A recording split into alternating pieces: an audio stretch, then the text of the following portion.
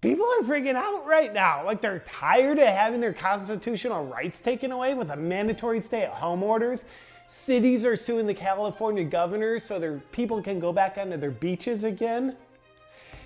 Idiots. Like, I'll stay at home for the rest of my life if they tell me to. Who knows how to make the best choices for my health and my life?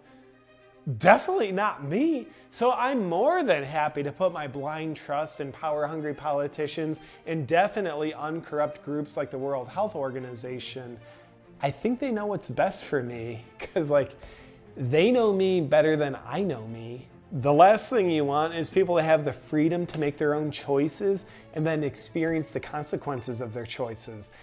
I think free will is a little bit of a sin. I don't think we should have it in the first place.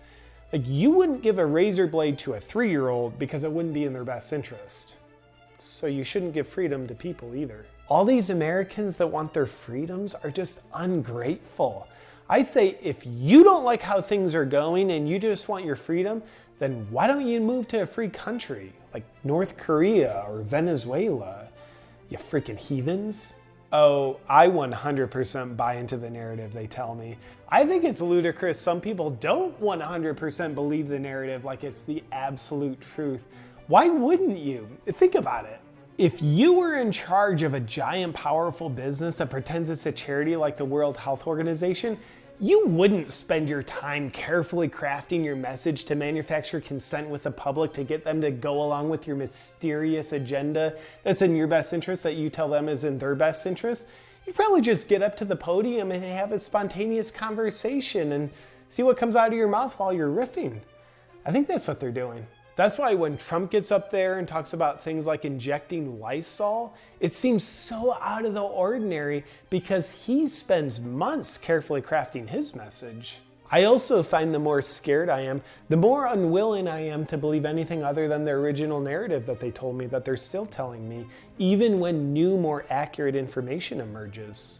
Like when USC did research in LA County a few weeks ago and showed the amount of people infected with COVID-19 is 28 to 55 times more than we originally thought. Yep, because most of these people don't have symptoms, it suggests the infection is far less dangerous than we originally thought. And in contrast to the original guesstimation of a death rate of 4.5% in COVID cases, the LA County Health Department says the new research suggests the actual death rate in COVID cases is between 0.1 and 0.2%. That means the actual death rate in COVID-19 cases is 22.5 to 45 times less deadly than we were originally told. But this new scientific data is irrelevant to me because it's like I already made up my mind when I was the most frightened, and I'm gonna keep believing what makes me the most frightened because it just feels more congruent in my being that way. I'll also spend a lot of time looking for information that they shove in my face that confirms my existing beliefs. There's nothing like a little confirmation bias to help my mind continue to learn and expand. I'm also really good at believing the COVID death count, as anyone who is diagnosed with COVID-19 and then dies, irregardless of what they die from, pre-existing condition or otherwise, their death is labeled a COVID death. Makes sense to me. Instead of letting the doctor who is treating the patient use their medical education to determine the cause of death, I think the mandate to label it a COVID death is more accurate. And it helps the COVID death count get higher than it is. And the higher it is, the more scared I am. And the more scared I am, the more obedient I am. Yes, I would like a mandatory vaccine. I'm scared enough that I think more things should be mandatory. Sometimes the best medicine is like the best sex, non-consensual. They work on the same premise. But I'll tell you this, those vaccines better be brought to market without long-term human trials. And I think it will be. It's better that way because the long-term trials that prove a vaccine's safety and effectiveness are pretty arrogant. It's just like, hey, let's spend years rubbing it in your face how great this thing is. I say it's better to just be humble and forgo that bragging period. It's pretty well proven that being proactive and taking care of your health won't keep you healthy. Our only hope is in the pharmaceutical companies protecting us.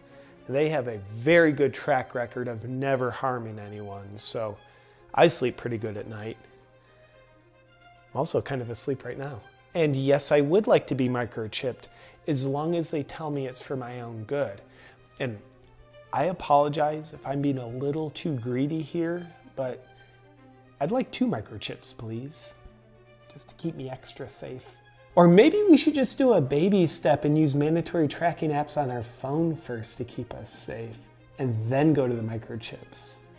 I think that's probably the way to go. I'll tell you who I trust more than God, Bill Gates, because he's got more money than God. Money can't buy happiness, but it can definitely buy my trust. I accurately look at Bill Gates as a medical authority when it comes to vaccines and being undiseased, because he's a software engineer, not a doctor. He doesn't have a medical degree or any other degree for that matter, which means he's not part of the corrupt medical system because he doesn't have any medical training, which means he knows more about medicine than medical professionals. Like when my child's sick, I don't take him to a doctor. I take him to the Apple store to have a computer engineer take a look at him. I'm not an idiot.